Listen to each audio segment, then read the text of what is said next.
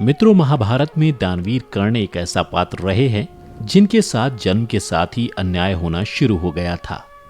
क्षत्रिय राजवंश में जन्म लेने के बाद भी उन्हें आजीवन सूत पुत्र माना गया, जिसके कारण कई बार अपमानित भी होना पड़ा।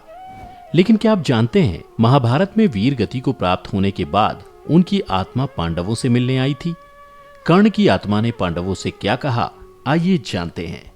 नमस्कार, एक बार फिर से स्वागत है आपका द डिवाइन टेल्स पर। मित्रों, महाभारत का युद्ध 18 दिनों तक चला था। इस युद्ध के 17वें दिन कौरवों के सेनापति कर्ण वीर गति को प्राप्त हो गए थे। बता दें, भीष्म पितामह और गुरु द्रोणाचार्य के वध के पश्चात कर्ण को कौरवों की सेना का नेतृत्व करने का अवसर प्राप्त हुआ था। वह पांडवों की सेना में त्राहिमाम मचाता हुआ आगे बढ़ रहा था कि तभी उसके सामने भगवान श्री कृष्ण अर्जुन का रथ लेकर आ गए। युद्ध भूमि में कर्ण और अर्जुन का आमना सामना पहली बार हुआ था।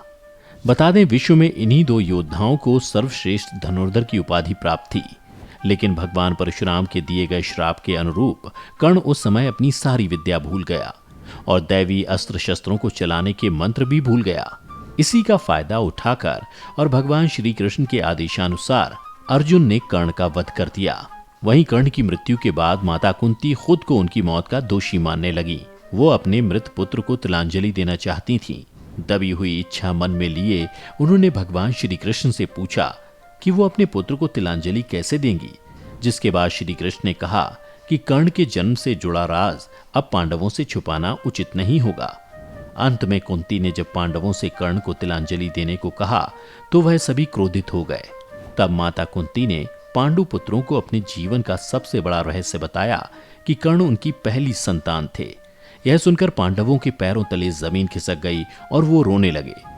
तब माता कुंती ने अपने 5 पुत्रों को कर्ण के जन्म की पूरी कहानी सुनाई, जिसे सुनकर युधिष्ठिर अत्यंत दुखी हुए और माता कुंती से कहा कि आपने इतनी बड़ी बात छिपाकर हमें अपने ज्येष्ठ भ्राता का हत्यारा बना दिया। फिर युधिष्ठिर ने क्रोध में आकर समस्त नारी जाति को श्राप देते हुए कहा, मैं आज समस्त नारी जाति को श्राप देता हूँ कि वे चाहकर भी कोई बात अपने हृदय में छिपाकर नहीं रख पाएंगी। धर्मराज युधिष्ठिर के इसी श्राप के कारण स्त्रियां अपने भीतर कोई भी बात छिपा नहीं सकती।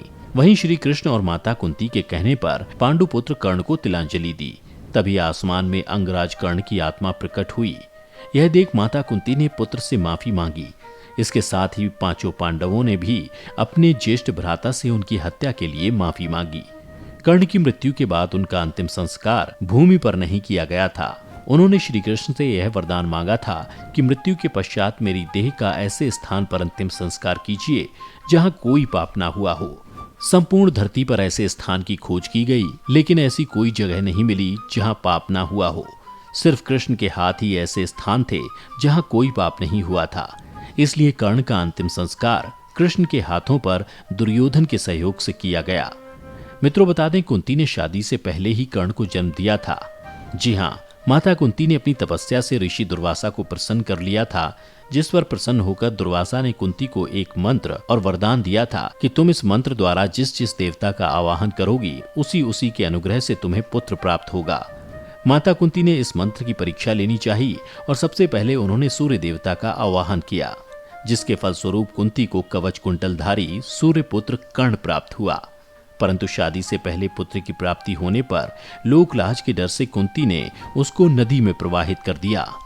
लेकिन कुंती को अपने इस पुत्र का मोह हमेशा लगा रहा। तत्पश्चात कुंती का विवाह पांडु से हो गया और उनको उसी मंत्र के आवाहन से युधिष्ठिर, भीम, अर्जुन और पांडु की दूसरी पत्नी माद्री को नकुल और सहदेव हुए। परंतु कुंती ने कभी भी किसी को कर्ण के बारे में नहीं बताया। तो मित्रों, आपने देखा कि कर्ण की मौत के बाद कैसे कुंती ने पांडवों को सच बताया और कर्ण की आत्मा ने उनसे क्या कहा।